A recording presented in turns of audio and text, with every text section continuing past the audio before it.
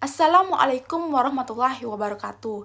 Di sini saya akan menjelaskan tugas mata kuliah persamaan diferensial biasa yang berjudul PD non-homogen dengan metode variasi parameter. Sebelum menjelaskan, saya akan memperkenalkan diri saya terlebih dahulu. Perkenalkan, nama saya Cud Amelia dari jurusan Matematika Universitas Bangka Belitung semester 3. Baiklah, langsung saja kita ke definisi. Definisi metode variasi parameter adalah metode untuk menentukan penyelesaian khusus persamaan diferensial linear tak homogen dengan koefisien variabel. Prinsip materi ini adalah mengubah variabel konstanta dengan variasi parameter. Selanjutnya kita telah belajar metode koefisien tak tentu di mana untuk menentukan GP kita hanya melihat bentuk dari GX sementara. Untuk metode variasi parameter yang kita perhatikan yaitu YH. Misalkan PD di atas memiliki YH atau solusi homogen C1, Y1 ditambah C2, Y2 sampai Cn, Yn. Maka kita misalkan YP sama dengan F1, Y1 ditambah F2, Y2 sampai dengan Fn, Yn. Di sini C1 kita ganti menjadi F1, C2 diganti menjadi F2, dan seterusnya sampai Cn diganti dengan Fn. Atau dapat kita katakan konstantanya kita rubah menjadi suatu fungsi. Setelah itu Y sama dengan YH ditambah YP. Nah, bagaimana cara menentukan V1, V2 sampai dengan Vn? Caranya dengan menyelesaikan sistem persamaan linear yang terjadi dari n persamaan. Persamaan pertama adalah F1 aksen Y1 ditambah F2 aksen Y2 sampai Fn aksen Yn sama dengan 0. Pada persamaan kedua, Y-nya kita turunkan 1 kali, dan ruas kanannya tetap sama dengan 0. Persamaan ketiga, Y-nya kita turunkan 2 kali, sampai persamaan terakhir Y-nya diturunkan sebanyak N-1 kali, dan ruas kanannya sama dengan GX. Perhatikan GX itu sama dengan ruas kanan pada persamaan diferensial dengan syarat bahwa koefisien dari turunan ke N dari Y itu adalah sama dengan 1. Nah, dari sistem persamaan linear ini, nanti akan ketemu V1 aksen, V2 aksen, sampai Vn aksen. Kemudian, untuk menentukan V1-nya itu, caranya dengan mengintegralkan dan seterusnya sampai Vn. Dari penjelasan tadi, kita dapat membuat langkah-langkah yang sistematis. Dalam hal ini, terkhusus saya membuat langkah untuk PD linear order 2 yaitu A2X, Y double aksen ditambah A1X, Y aksen ditambah A0X, Y sama dengan GX. Di sini, koefisien dari Y double aksen itu bukan 1, tetapi masih A2X. Langkah pertama yaitu menentukan YH. YH sama dengan C1, Y1 ditambah C2, Y2. Kemudian kita memisahkan YP. YP sama dengan V1, Y1 ditambah V2, Y2. Kemudian kita selesaikan sistem persamaan linear yang terdiri dari 2 persamaan. Persamaan pertama adalah V1 aksen Y1 ditambah V2 aksen Y2 sama dengan 0.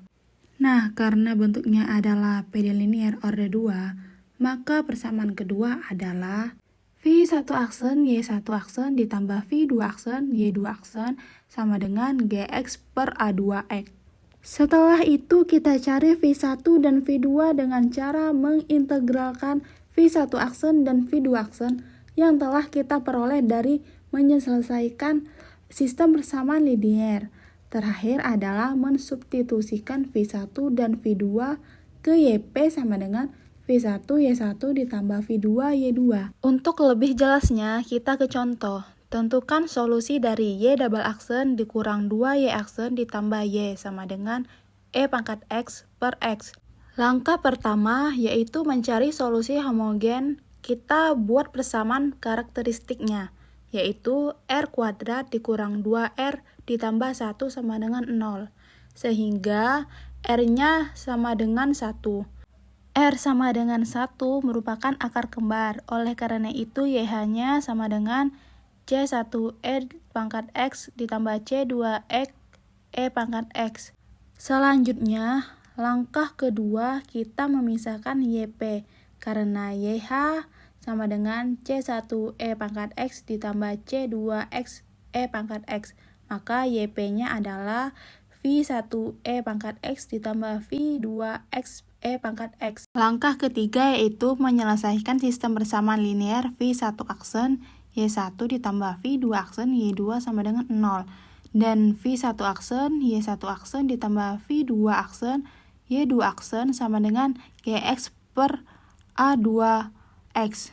Di sini menjadi V1 aksen E pangkat X ditambah V2 aksen X E pangkat X sama dengan 0. Jadi persamaan pertama itu sama seperti bentuk YP. Tetapi V-nya dirubah menjadi V aksen dan ruas kanannya sama dengan 0. Kemudian persamaan kedua yaitu V1 aksen E pangkat X, karena turunan dari E pangkat X tetap E pangkat X. Kemudian ditambah V2 aksen dikalikan E pangkat X ditambah X E pangkat X. Nah, yang dalam kurung ini diperoleh dari turunan dari X E pangkat X. Jadi turunan dari X E pangkat X adalah E pangkat X ditambah X E pangkat X. Kemudian ruas kanannya ialah E pangkat X per X. Kita peroleh dari ruas kanan pada PD. Dibagi dengan koefisien dari Y double aksen yaitu 1. Jadi tetap merupakan ruas kanan dari PD-nya. Nah, setelah itu kita selesaikan SPL ini. Kita kurangi langsung saja sehingga nanti V1 aksen E pangkat X-nya habis sehingga menyisakan V2 aksen dikalikan min E pangkat X. Nah, di sini V2 aksen X E pangkat X-nya hilang ya. Karena yang atas itu ada V2 aksen X E pangkat X, yang di bawah juga ada V2 aksen X E pangkat X. Nah, karena yang atas kurang yang bawah jadinya V2 aksen X E pangkat X-nya habis. Sehingga hanya bersisa V2 aksen dikalikan negatif E pangkat X sama dengan negatif E pangkat X per X. Nah, setelah itu kita tentukan V2 aksen yaitu V2 aksen sama dengan negatif E pangkat X per X dikalikan 1 per min E pangkat X. Jadi negatif E pangkat X-nya ada di ruas kiri dipindah ke ruas kanan menjadi pembagian atau perkalian dari 1 per negatif E pangkat X. Sehingga hasilnya V2 aksen sama dengan 1 per X. Setelah kita memperoleh V2 aksen, kita substitusikan V2 aksen ke dalam persamaan pertama yaitu V1 aksen E pangkat X ditambah V2 aksen E pangkat X sama dengan 0. Kita substitusikan sehingga diperoleh V1 aksen E pangkat X ditambah E pangkat X sama dengan 0. Kita pindah ruas menjadi V1 aksen X E pangkat X sama dengan negatif E pangkat X sehingga diperoleh V1 aksen sama dengan negatif 1. Berikutnya langkah keempat yaitu kita mencari V1 dan V2 dengan cara mengintegralkan yang pertama. V1 itu adalah integral dari V1 aksen dx yaitu integral dari negatif 1 dx sama dengan negatif x.